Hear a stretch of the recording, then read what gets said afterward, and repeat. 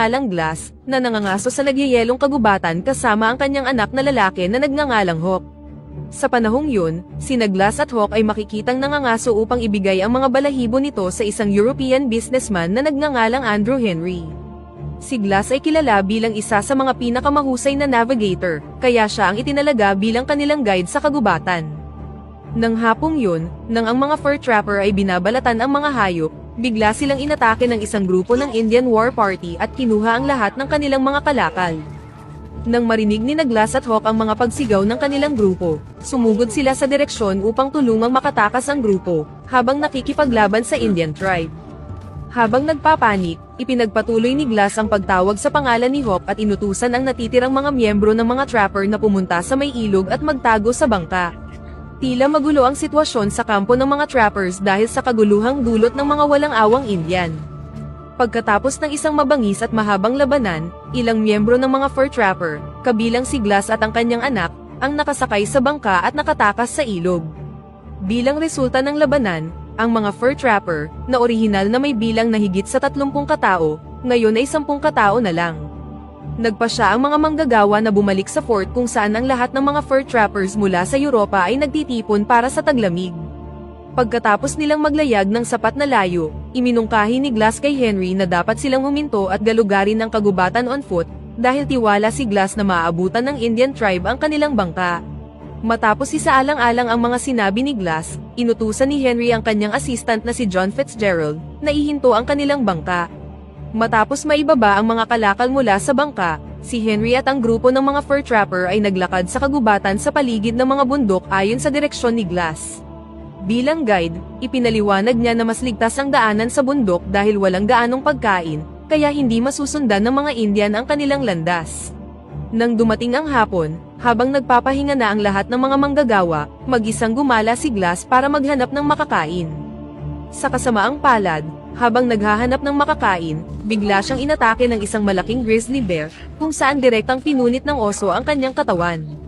Patuloy na sinubukan ni Glass na lumaban para makatakas siya sa mabangis na pag-atake ng hayop, ngunit sa kasamaang palad ay hindi pa rin siya nakalayo. Matapos siyang magpaputok ng isang bala at saksakin ng ilang beses ang oso, tuluyan nang namatay ang mabangis na hayop. Gayunpaman, nagkaroon si Glass ng malubhang injury mula sa mga kagat at mahahabang kuko ng oso, kaya nawalan siya ng malay. Hindi nagtagal, nagawang mahanap ni Henry at ng iba pang trapper si Glass at nagmamadaling tumulong sa kanya. Ilang taong nag-aral ng medisina si Henry, kaya sinubukan niyang gamutin si Glass gamit ang mga pansamantalang kagamitan, at nagawang mailigtas ang kanyang buhay. Sa kabilang banda, ang pinuno ng Indian tribe at ang kanyang miyembro ay pinuntahan ng isang French-Canadian hunter businessman na nagngangalang Tao Saint, upang ibigay sa kanya ang mga ninakaw nilang mga balahibo mula sa grupo ni Glass. Lumalabas na ang mga miyembro ng Indian tribe ay nagnakaw ng mga balahibo mula sa mga trappers upang ipagpalit ito sa mga kabayo at sandata.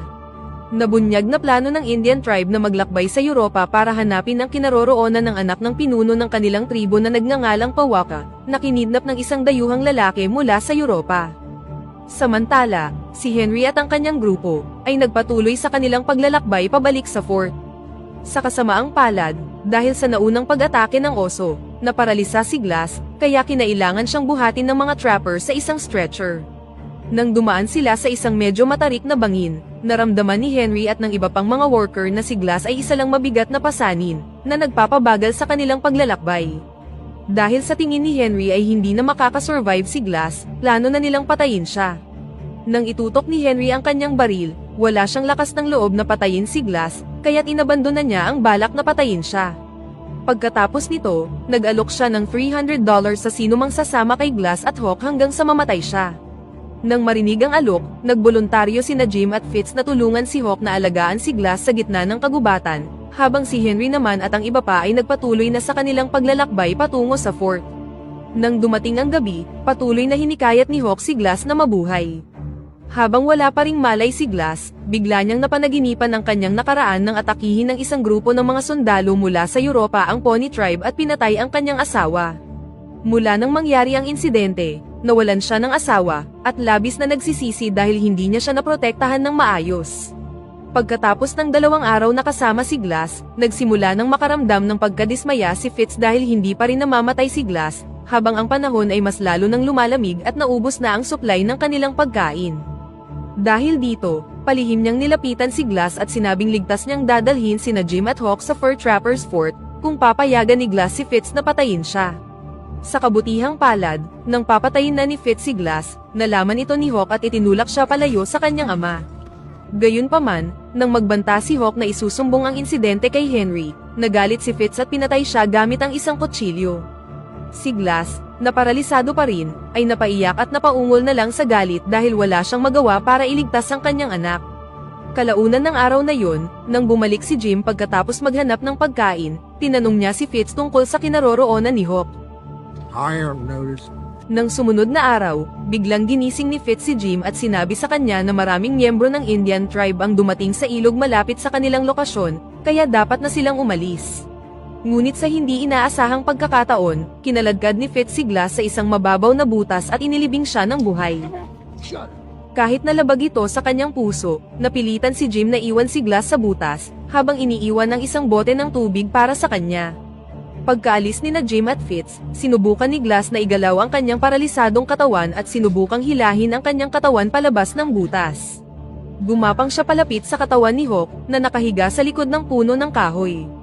Pagkatapos magpaalam kay Hawk, sinubukan niyang bumangon mula sa pinagdaraanan at sinimulang tipunin ang kanyang kagustuhan na mabuhay. Dahil paralisado pa rin ang kanyang mga binti, gumapang lang si Glass gamit ang kanyang mga kamay at nagsimulang maghanap ng pagkain mula sa mga naiwang buto na kanyang natagpuan sa lupa.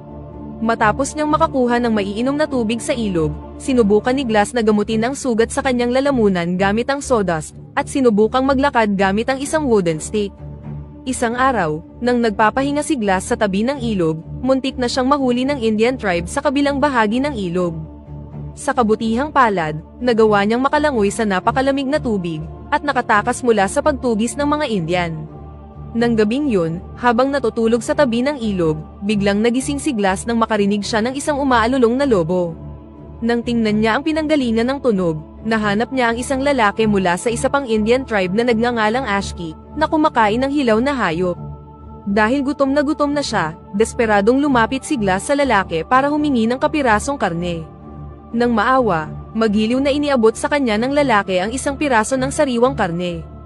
Kinaumagahan, nakita ni Ashki ang maraming tahi sa likod ni Glass at tinanong kung bakit marami siyang sugat. Ipinaliwanag ni Glass na nakaranas siya ng maraming nakakakilabot na insidente, kung saan inatake siya ng isang oso, at nasaksihan ang kanyang nag-iisang anak na lalaki na pinatay sa kanyang harapan. Sinabi niya kay Ashki na balak niyang maghiganti sa taong pumatay sa kanyang anak. Ngunit sinabihan niya si Glass na talikuran ang kanyang plano dahil ang pinakamakatarungang paghihiganti ay magagawa lamang ng Diyos. Hindi nagtagal, nagpasya siyang isama si Glass sa isang paglalakbay upang maprotektahan nila ang isa't isa. Samantala, magkasamang nakarating sina Jim at Fitz sa fort ng mga fur trapper, kung saan nandoon na si Henry at ang iba pang mga workers. Nang pumunta sina Fitz at Jim upang makita si Henry, nagsabi siya ng isang kwento at sinabing mapayapang namatay si Glass, habang si Hawk naman ay iniwan sila dahil hindi niya matanggap na namatay ang kanyang ama. Nang marinig ito, nalungkot si Henry para kay Glass, na itinuturing na niyang sariling kapatid, bago niya tuluyang ibinigay kay Fitz ang pera ayon sa dati nilang kasunduan. Lumipat ang eksena kina Glass at Ashki, na naglalakad sa malakas na snowstorm sa gitna ng kagubatan.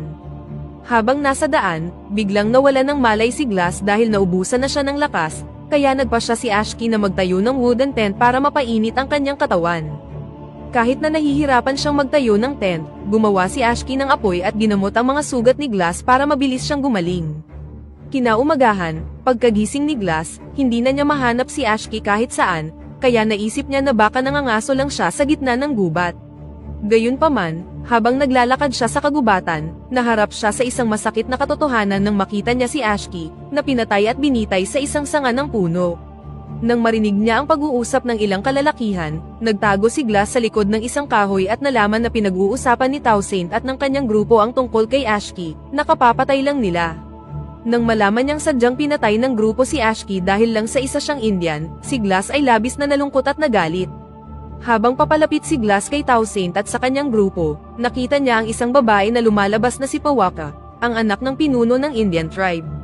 Sa lahat ng oras na yun, nabunyag na ang mga taong dumukot sa dalaga ay si Toussaint at ang kanyang grupo, at sinadya nilang magsinungaling para gamitin ang mga Indian para makakuha ng mga balahibo ng hayop.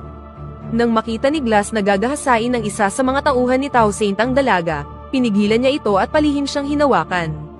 Pagkatapos nito, ninakaw ni Glass ang 2 kabayo na pag-aari ng mga hunters, upang siya at ang dalaga ay makatakas mula sa lugar na yun patungo sa kani-kanilang destinasyon. Kinaumagahan, habang nagpapahinga si Glass, bigla siyang inatake ng mga Indian, kaya mabilis siyang tumakbo palayo sakay ng kanyang kabayo.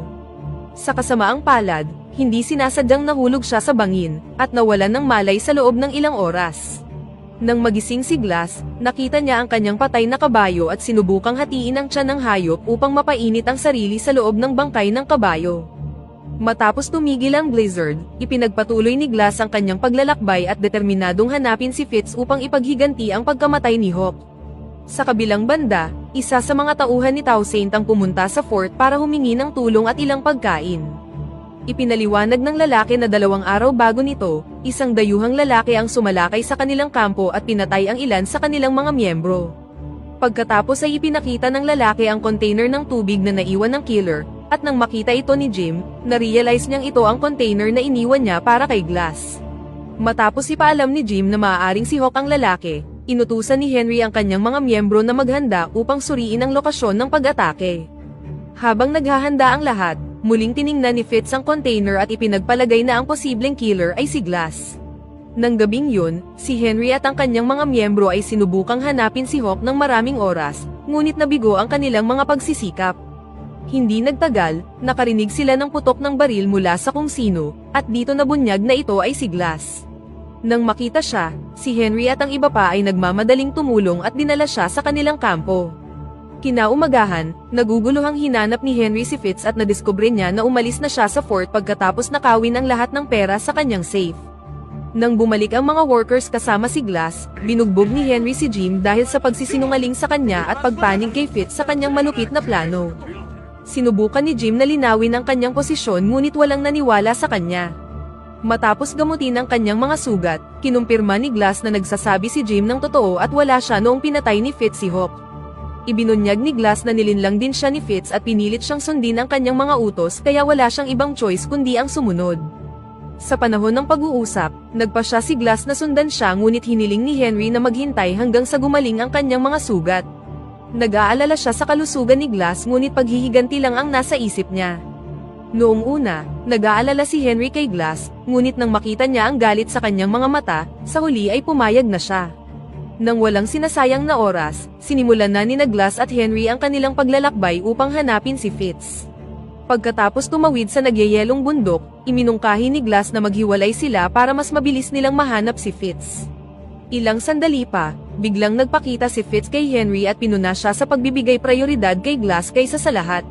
Sinabi ni Henry na balak niyang ibalik si Fitz sa fort, kung saan paparusahan siya sa pagpatay niya kay Hawk, ngunit bago pa niya ito magawa, binaril siya ni Fitzgerald. Matapos makita ni Glass ang wala ng buhay na katawan ni Henry, nakatitiyak siya na ang pumatay sa kapitan ay si Fitz. Pagkatapos ay nagplano si Glass na akitin si Fitz para palabasin siya sa kanyang pinagtataguan, at naging matagumpay ang pamamaraang ito nang nagawa niyang mapalabas ang lalaki. Matapos mahanap si Fitz, tumakbo si Glass patungo sa kanya, ngunit mabilis namang tumakas ang killer patungo sa may ilog. Nang malapit nang makorner si Fitz, sinubukan niyang ipagtanggol ang sarili sa pamamagitan ng pagsabing wala siyang kasalanan sa pagkamatay ni Hawk dahil namatay siya sa sarili niyang katangahan. Nang marinig ang kanyang mga salita, nakaramdam ng matinding galit si Glass at inatake si Fitz ng isang bakal na machete. Matapos ang isang mahaba at nakakapagod na labanan, sa huli ay nagawang makorner ni Glass si Fitz at balak na siyang patayin. Kasabay nito, ang Indian tribe at si Pawaka, na iniligtas dati ni Glass, ay biglang lumitaw mula sa kabilang panig ng ilog. Nang papatayin na ni Glass si Fitz sa pamamagitan ng pagsakal sa kanya, naalala niya ang mga sinabi ni Ashki na mag-move on na sa kanyang pamilya at burahin na ang intensyon ng paghihiganti sa kanyang puso. Pagkatapos nito, hinayaan ni Glass na dalhin si Fitz ng agos ng ilog, kung saan kinuha ng Indian tribe leader ang katawan ni Fitz at hiniwa ang kanyang ulo bilang pagpapasalamat sa tulong na ginawa ni Glass. Sa huling eksena, nakita ni Glass ang figura ng kanyang asawa, na namatay ilang taon na ang nakakaraan. Tumingin siya sa kanya ng may pride dahil nagawa niyang mag-move on sa kanyang pamilya ng may kapayapaan sa kanyang puso, at dito na nagtatapos ang pelikula.